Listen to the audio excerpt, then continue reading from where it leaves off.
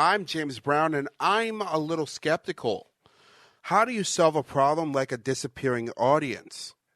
Gone are the days of older skewing dramas and comedies on Saturday nights. Dr. Quinn Medicine Woman, Walker, Texas Ranger, Sisters, MASH, Empty Nest, and proto-reality shows like Cops and America's Most Wanted once thrived in the time slot, but something changed about 20 years ago. The network slowly started to give up, with Fox caving last by canceling Cops.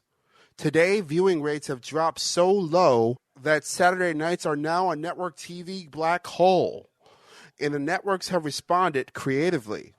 Fox is doubling down on its strategy it began years ago by adding as much live sports as possible, using Major League Baseball and college football as its centerpieces, and sprinkling in boxing. The network also turned Fridays over to pro wrestling and Thursdays over to the NFL and more baseball. ABC is taking a similar tack with the NBA games and college football of their own.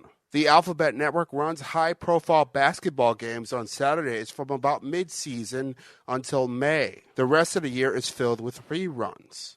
CBS goes with reruns of its signature crime dramas, including the ever-durable NCIS and episodes of 48 Hours. Now, NBC has decided to differentiate itself by turning to Saturday Night Live.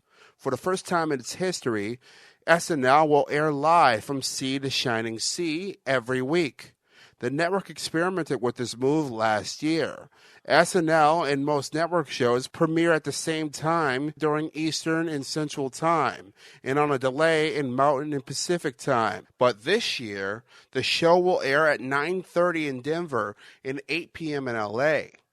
This move follows two of my favorite rules: use the buffalo, or max out what you have before investing in what you don't.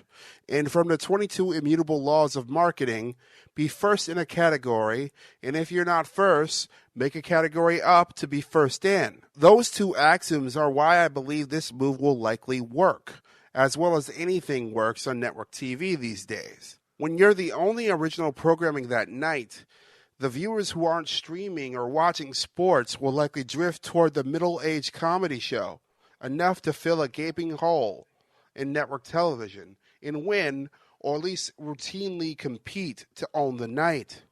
For now, I'm James Brown, and I good you midnight. Thank you for listening to A Little Skeptical.